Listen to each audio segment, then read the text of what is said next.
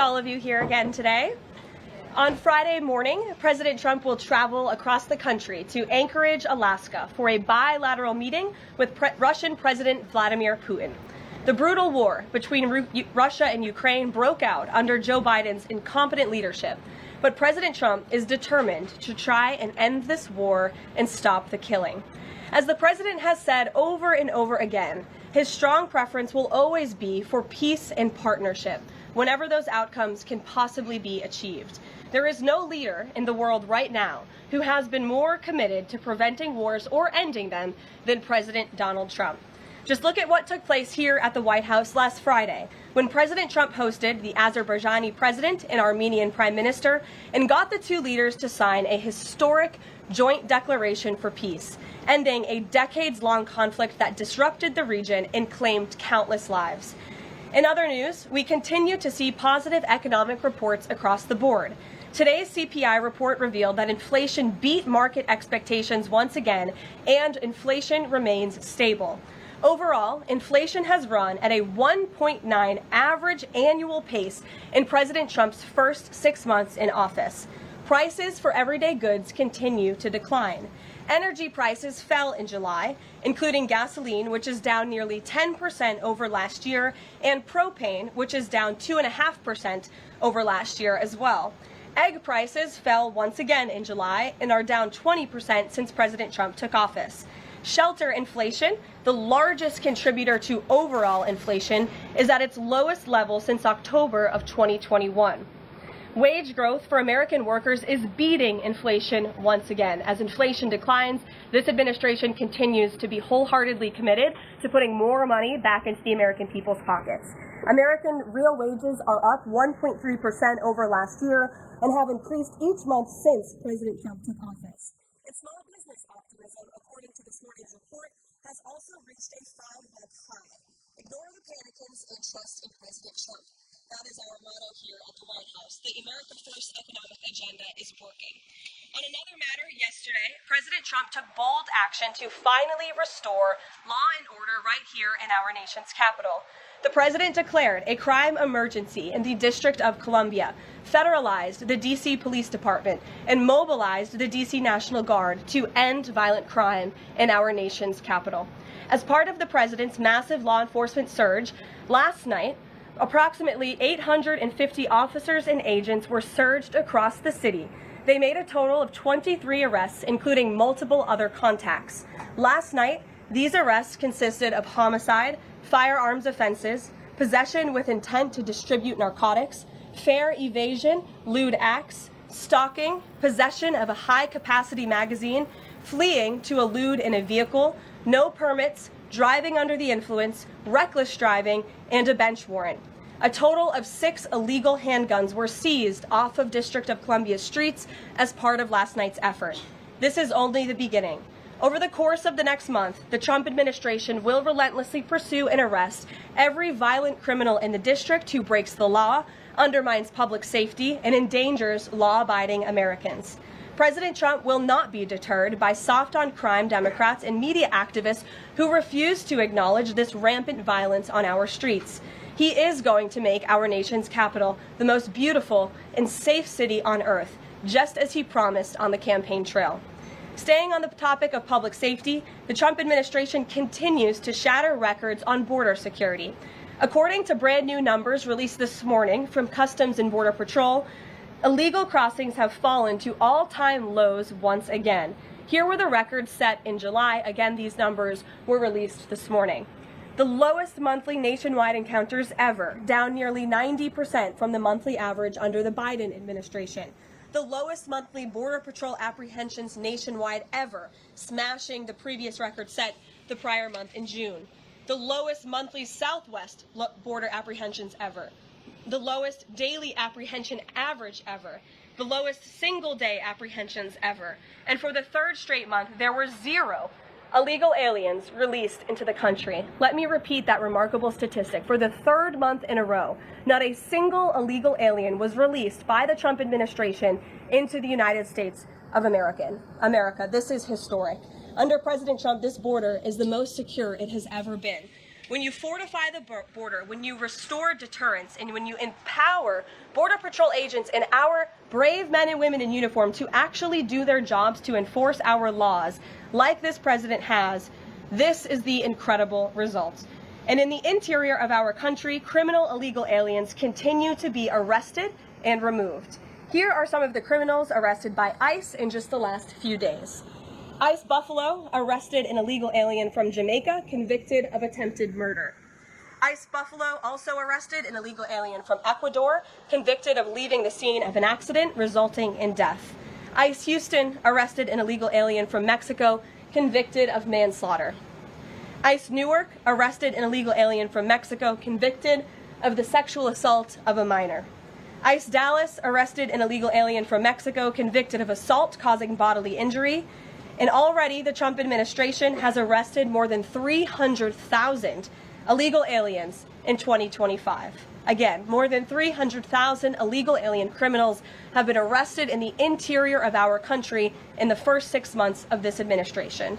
And despite many false reports in the media, nearly 70% of these arrests have been criminal aliens with criminal charges or prior convictions. This is success all around. This is removing the most dangerous public safety threats from America's communities and returning these individuals to their home countries. So there's been success all around. I'm sure you have a lot of questions today. I'm happy to get to them, so let's get started. And as always, we'll start with our new media seat, who is our podcast host today, Benny Johnson. Benny, why don't you kick us off, and thanks for being here. Thank you, Karoline. As a D.C. resident of 15 years, I lived on Capitol Hill. I witnessed so many muggings and so much theft. I lost track. I was carjacked. I have murders on my Ring camera and mass shootings. I witnessed a woman on my block get held up at gunpoint for $20, and my house was set ablaze in an arson with my infant child inside. And so to any reporter that says and lies that D.C. is a safe place to live and work, let me just say this. Thank you. Thank you for making the city safe, because no parent should have to go through what my family went through, having the fire department rip open their door to save their infant child. And so thank you for your work on securing this city. My question to you is this. Nancy Pelosi has attacked the president for deploying the National Guard to the city, saying that it is to cover for his incompetence. Hillary Clinton has also attacked the president for securing the city of Washington, D.C. I'd like to get your response to Nancy Pelosi and Hillary Clinton. Sure. Well, first of all, Benny, I'm so sorry that happened to you and your family. There have been, unfortunately, far too many victims of crime in this city, and I know the majority of residents in the District of Columbia agree with you. In fact, a new poll from the Washington Post I was reading this morning, this was released in May of 2024, so it's quite funny how many of you in the media agreed with what the president was saying yesterday, but now once the president says it, many of you are disagreeing with him. But this poll released by the Washington Post found that 65% of district residents think crime is an extremely serious or a very serious problem, and this was up from 56% last year. So the concern that you share with so many other residents in the District of Columbia is real, and that's why this president is taking action to address it. To get to the heart of your question, I think it's despicable that Democrats cannot agree that we need more law and order in a city that has been ravaged by violence, crime, murders, property theft. This should be a winning issue for all Americans. I don't understand. It's just anything President Trump does, the Democrats want to disagree with. I think the president would love to work with Democrats on this issue to bring law and order to America's cities, but unfortunately they have failed, and that's why he's taken this historic action to federalize the National Guard. And as you're seeing from last night's numbers, we already have seen success. We are removing violent offenders, we are arresting criminals, and we are removing drugs and firearms off of the streets of the city to make it safer for all of its residents. Just a very quick follow-up to that. Given the heroic actions of a member of this administration just a few blocks from this building, will the president consider giving the Presidential Medal of Freedom to Big Balls? I haven't spoken to him about that, but perhaps it's something he would consider. I'll ask him and get back to you, Benny. Thanks for being here. Gabe. Thank you, Caroline. Regarding the President Trump summit on Friday, Why not invite Ukrainian President Zelensky to that summit? I know the president said yesterday that he planned to speak with him right after the summit and even before. But why not invite Zelensky? And whose decision was it to not invite him? Was it the president or was it President Putin? Well, this meeting came about because the president of Russia asked the president of the United States to meet through his special envoy, Steve Witkoff, who, as you all know, traveled to Russia to have a conversation with Putin at his request. And so the president is agreeing to this meeting at the request of President Putin. And the goal of this meeting for the president is to walk away with a better understanding of how we can end this war. And the president said at this podium yesterday when he joined all of you in the room that he hopes in the future there can be a trilateral meeting with these three leaders to finally bring this conflict to an end.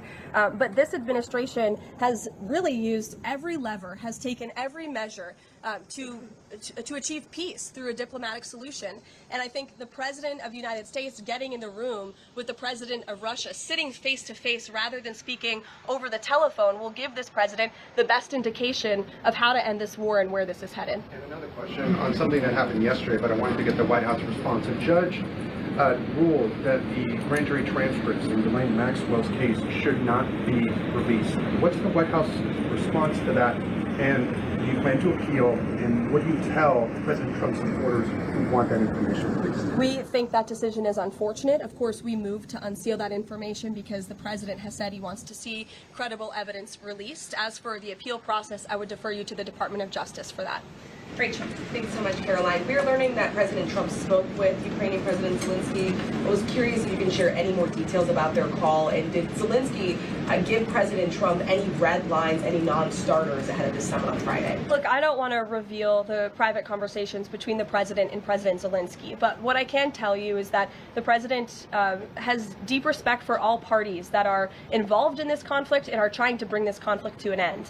After Special Envoy Witkoff returned from his meeting with President Putin in Russia, his first phone call was to President Trump. And President Trump's first phone call was to President Zelensky and to our friends in Europe to keep everybody in the loop about where the United States can see moving the ball forward to end this conflict. And so we continue to be very much engaged with President Zelensky and the Ukrainians, but also our allies in Europe as well. And then just one more for you. How does the president measure success coming out of this meeting? The president at times has suggested that Putin might be tapping him along. Is he prepared to walk out of this meeting if he senses that Putin is not serious about ending this war? I think I just answered that question for you and what the goal and the expectation of the meeting is. And I won't jump ahead of any hypotheticals, and I'll leave it to the president to speak to all of you after the meeting, which I'm very confident he will. Steve. Are you optimistic that a deal will emerge from this meeting, or is he simply going to listen? I think this is a listening exercise for the president. Look, only one party that's involved in this war is going to be present. And so this is for the president to go and to get, again, a more firm and better understanding of how we can hopefully bring this war to an end. Karoline, how did you settle on Alaska as the site for this? So there were some other sites being discussed. Is this like it was a midpoint between the two leaders? There were many sites discussed, but of course Alaska is a state within the United States of America. So the president is very honored and looks forward to hosting President Putin on American soil. Last thing, is there a joint news conference plan, or will the president have a solo one?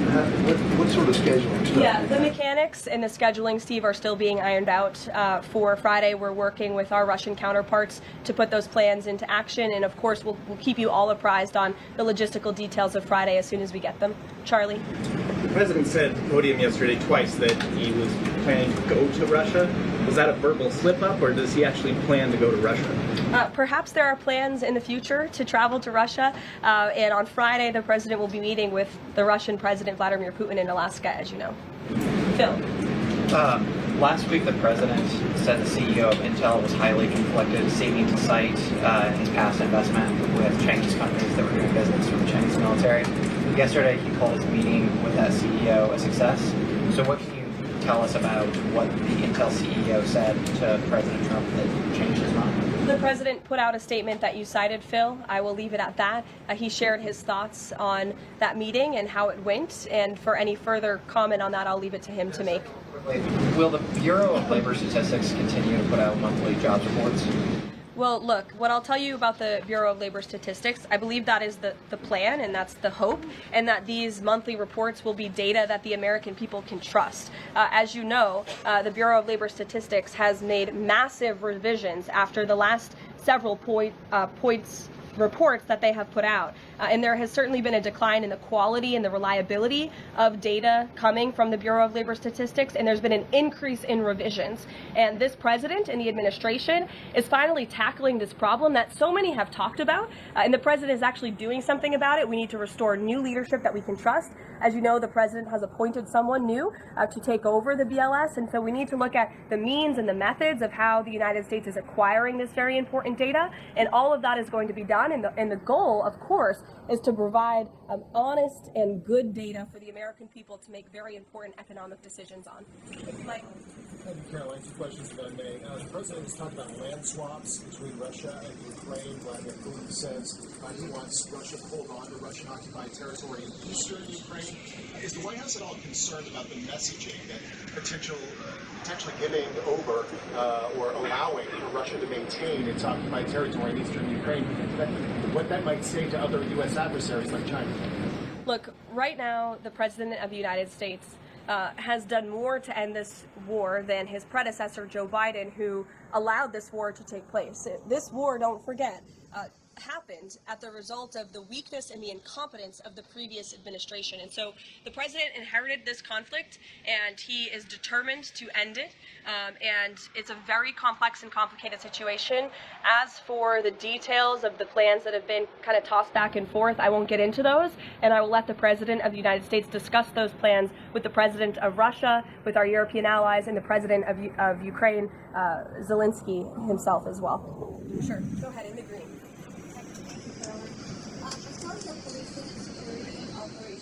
Speak up. Is there a timeline? Do we know what success looks like? Is it going to last longer than 30 days? And also, is there going to be an immigration enforcement aspect to this? So can you speak up a little bit? The air conditioning is bumping in here for all of you today after yesterday's heater, so we've got to stock up. You're welcome. Go ahead. Is there a timeline for the security operations here in D.C.? And also, is there going to be an immigration component to this, and what would that look like? Look, if law enforcement officers encounter a criminal in this city and they are an illegal alien, of course the appropriate measures to detain and deport that individual will be taken, as they should. No city should be a sanctuary for anyone other than law-abiding American citizens, and that has been the position of this administration since day one. As for the timing, we will reevaluate and reassess and make further decisions after this 30-day period is up. But within these 30 days, our entire focus is making sure that this is the most efficient operation possible, and that we are removing as many criminals from the streets, and we are cleaning up D.C. as best as we can, and working with the Metropolitan Police Department to do that. I know the mayor just spoke several minutes ago. I was watching her on television, and she said that an increase in law enforcement officers on the streets will be helpful to deter crime in this city, and we look forward to working with these brave men and women of the Metropolitan Police Department to remove criminals off of our streets and to keep law-abiding citizens in the district safe. Josh. Thank you. The president weighed in on Jay Powell again today, you might have seen. He said that he's considering allowing a major lawsuit against Powell to proceed because of the, quote, horrible and grossly incompetent job he has done. Can you tell us about that? What lawsuit is he talking about? He's considering a lawsuit, and I won't speak on it any further. I will allow the president to do that himself. Is it fair to say the administration is considering suing the Fed chair over this renovation? That's what the president is saying. Has he had discussions with anyone about this, or is this just like how advanced is this right now? At this moment in time, the president is considering a lawsuit against the Fed, and I will leave it to him to comment further on it. Yes. Tamara, we talked about yesterday. We talked about the NVIDIA chips deal with the president has structured as well with AMD, the 15% stake. Do you have any details about that deal lessons in the US for 20% from NVIDIA? I think it makes the same 20% ask to AMD, and or is this something the administration is looking to do with other either chips or products going forward? Is this a model that wants to build on? Well, look, right now it stands with these two companies. Perhaps it could expand in the future to other companies. I think it's a creative idea and solution. The legality of it, the mechanics of it is still being ironed out by the Department of Commerce, and I would defer you to them for any further details on how it will actually be implemented. But again, this was another idea of the president and his brain trust and his trade team to try to get good deals for the American people and the American taxpayer.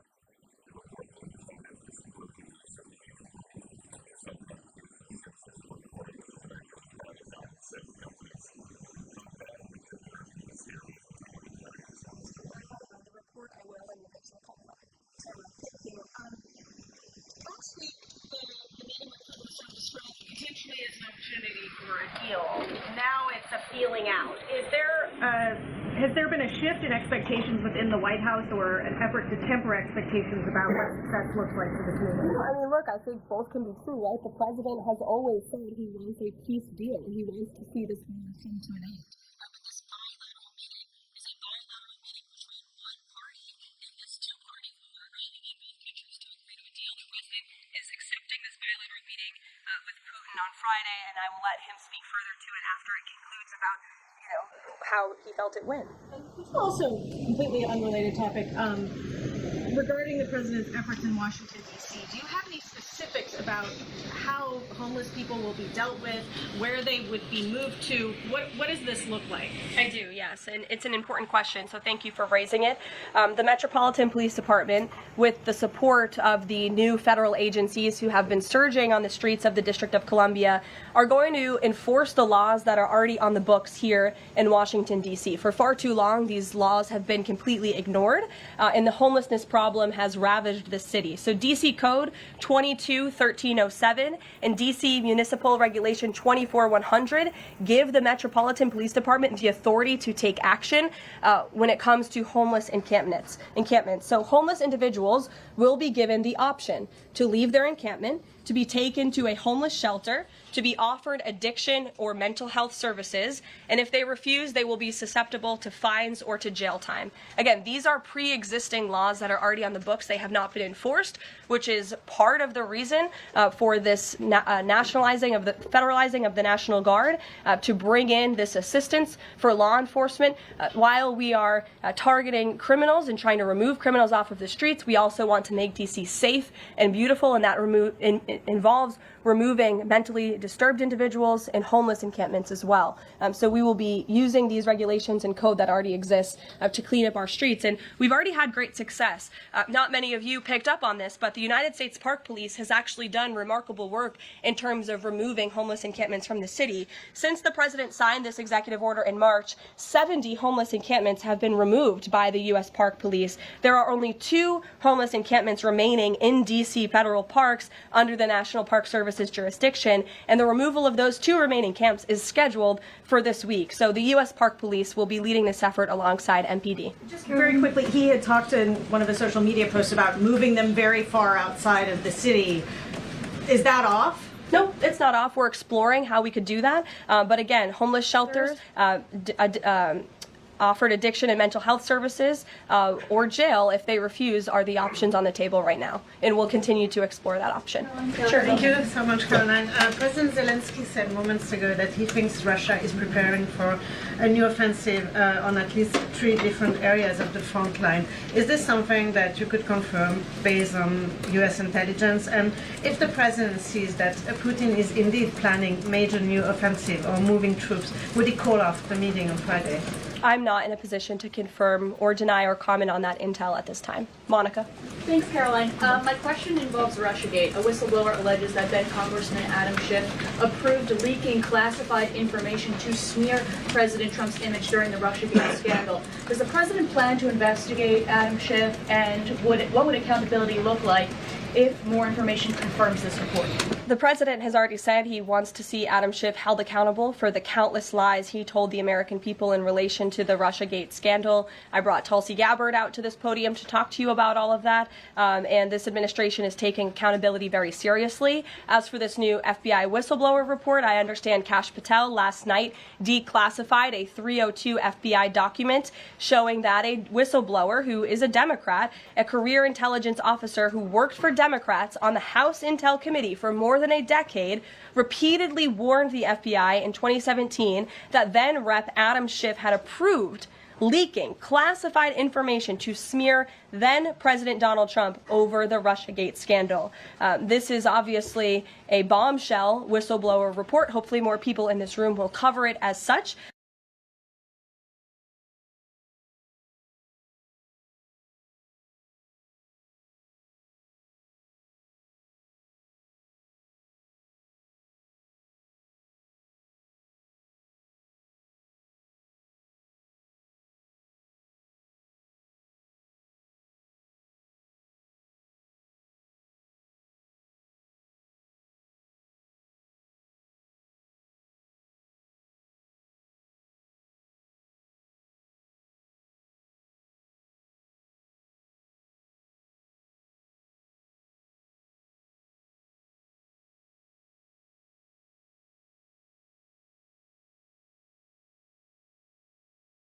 And his action to federalize the D.C. police, is the president still interested in working with Congress to end the Home Rule Act, something he's talked about in the past? Senator Mike Lee has a bill on it. Is that something he's still interested in? The president is very much still interested in working with Congress to address many of the issues that have plagued Washington, D.C., such as the cashless bail policy, which has been a complete disaster for the city. Juvenile delinquency is another major problem in the city that Congress can address. So I know Congress is on recess right now. When they get back to work to Washington, this president looks forward to having these conversations with our friends on Capitol Hill so we can work with them to make D.C. safe and beautiful again. And again, we encourage Democrats to join us in this effort. Perhaps their approval ratings would move up a little bit if they did. I saw a new poll today. Democrat approval rating is at an all-time low 32%. If they could just stop doing the basic notion of law, perhaps they would see what to talk about, and we welcome them to do that. Dasha. Thanks, Caroline. President Trump yesterday at this podium indicated this, so as NATO Secretary General Mark Rutte, that in order for peace to happen, it is very likely that Ukraine will have to cede some land to Russia. Zelensky has repeatedly said no land for peace. That's not going to happen. Has this administration communicated to Zelensky that he's going to have to change that position? Look, I appreciate your asking that question in a different way than your colleague Michael in the back. I don't want to get into the details of these negotiations and these discussions that have taken place out of respect for where we are right now, and I'll let the president speak on it further if he wishes to. One more about Israel. Sure. I know the president has had a call with Prime Minister Netanyahu recently. Netanyahu is planning to seize the remainder of Gaza City. What is the administration's position on this move by Israel's government? Look, this is an incredibly complex and complicated war that, again, was inherited by this president, by his predecessor, Joe Biden. October 7th was one of the worst days in history. We saw innocent people slaughtered, murdered, kidnapped by Hamas terrorists. This administration has taken extensive time and effort and resources since Inauguration Day in January to end this conflict. We have given many flexible arrangements backed by Israel to Hamas, and unfortunately, Hamas has never agreed. Looking ahead, I will let the president speak on where he sees this going, but this is, of course, an incredibly complex and complicated situation. The administration has made our goal clear. We want to see this conflict end. We want to see the hostages released, and we've tried. The president and his national security team have given extensive effort and time to doing that. With how Israel has used those resources and the assistance that you've provided? Look, I'll let the president speak on the further actions that Israel may or may not be taking. Alexander, good to see you. Good to see you as well, Caroline. Thank you. The Kremlin is expressing interest that Friday's meeting will move beyond just terms to end the war into improving resuming bilateral relations. There's talk over how they're interested in potentially restoring direct flights between Russia and the United States. Is President Trump open to those kind of peripheral conversations, or is this directly focused on ending the war in Ukraine? I think this conversation on Friday is focused on ending the war in Ukraine as far as the president's perspective goes. Those conversations, I think the president is interested in having, but his main priority right now is ending this war and to stop the killing that has gone on for far too long. You're welcome. In the back. Go ahead. Yeah, two questions on the economy. So first, we've had small businesses tell us that it's not foreign exporters who are eating the tariffs, it's them. And they've held off on raising prices, but soon they're going to have to raise prices. What is the White House's message to them? The White House's message to our small business owners across the country is you have never had a better ally or friend or supporter in this White House than President Donald Trump, who is a businessman himself, who understands your concerns and who wants to restore wealth back to our country through the powerful use of tariffs. And that's what he's focused on doing, while simultaneously driving down costs. You have to remember, we are 6 months into this administration, and we had a president who had no business experience, had no idea what he was doing, and who funneled billions of wasteful spending dollars into our economy, which created the worst inflation crisis in a generation. Now this president is focused on tackling inflation, deregulating, cutting costs, cutting red tape to make it easier for small business owners to thrive. And again, the economic indicators show that we are moving in the right direction. In January, when this president showed up to the White House, the 6-month annualized core inflation rate was 3.7%. Today, 6 months later, the 6-month annualized core inflation rate is 2.4%. So we are trending in the right direction. Moving forward, since President Trump took office, for another 6 months, inflation will be tracking at 1.9%. At this trajectory, you look at grocery prices, they fell, energy prices fell, fuel oil fell, ship fares fell, propane fell, butter, margarine, eggs, non-prescription drugs. You go through the list of items that are falling. And then I would also point to that report this morning showing that small business optimism has reached a 5-month high. So look, we inherited an economic mess from the previous administration, but this administration is focused on fixing it every day. And part of that is signing the largest tax cuts into law to put more money back into the pockets of these small business owners. Just on the BLS, they collect the inflation data, obviously. If the jobs data is not reliable, should Americans trust the inflation data? Well, look, the jobs data has had massive revisions. We want to ensure that all of the data, the inflation data, the jobs data, any data point that is coming out of the BLS is trustworthy and is accurate, which is why the president has restored new leadership at the BLS. Sure, go ahead. Yeah, okay. Hi, thank you. So, Gavin Newsom has said that California is going to sue in response to the government's demand for $1 billion from UCLA over the DOJ's anti-Semitism findings. Newsom has called this extortion and ransom, so I'm wondering what the White House's response is to Newsom on UCLA. Bring it on, Gavin. This administration is well within its legal right to do this, and we want to ensure that our colleges and our universities are respecting the First Amendment rights and the religious liberties of students on their campuses, and UCLA has failed to do that. And I have a whole list of examples that I will forward to Gavin Newsom's press office if he hasn't seen them himself. Brett. Thanks, Caroline. What was the reason that President Trump chose to move on from Billy Long as IRS commissioner? Look, I think the president wants to see Billy Long as the ambassador to Iceland. As you know, that is where he will be headed. And the president loves Billy Long, and he thinks that he can serve the administration well in this position. For now, Secretary Scott Bessent will be the acting IRS commissioner. Timeline for announcing a new pick? Go ahead. Thank you. Oh, Ed, go ahead, but then in the back. Yes. Go in the back first. Okay, sure. Thanks, Caroline. One foreign policy and then one domestic question, if I may. There are roughly 30,000 children from Ukraine who have reportedly been abducted and are kind of dispersed around Russia. They've been showing up on these websites for adoption. Is their return a red line for the president in any deal ending the war?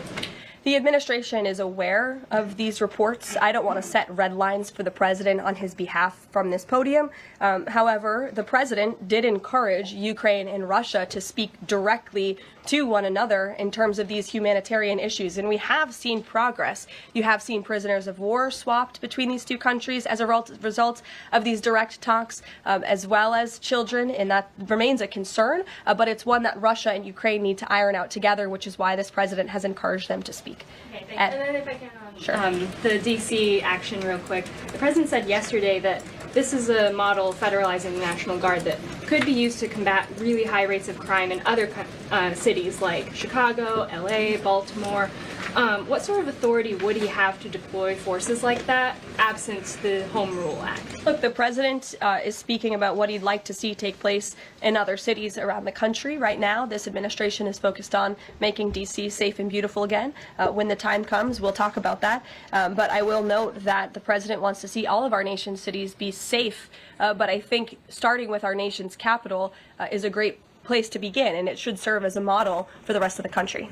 Ed. Just to bind up a few of the D.C. things with what have been asked, but in talking with Congress about potential changes to home rule and whatever else, would he also push the House to finally pass D.C.'s budget so that it has access to all that money that it does need for policing, for schools, and for other services here in the city? Yes, and as you know, he has done that. He put out a statement calling on the House to take up the Senate's legislation, and he stands by that position. Let me take you back to something from last month.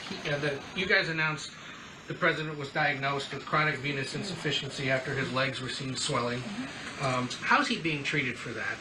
And while you were upfront about those health issues, curious if the White House would be willing to let us speak with his physician directly about those health issues. I know there were a lot of concerns about the last White House not making the physician available. Would the physician be available in this case? I don't want to make that commitment on behalf of the physician, but it's certainly something we can look into and explore out of the effort of transparency, because unlike the previous White House, there is nothing to hide. You guys see this president working around the clock, literally 24/7, all of the time, and I will be happy to look into that request. Can we at least get an update on how he's being treated for the swelling legs and for the hands and the other issues? Look, you see the president every day. He's moving, he's working, he's continuing. There have been no adjustments made to his lifestyle.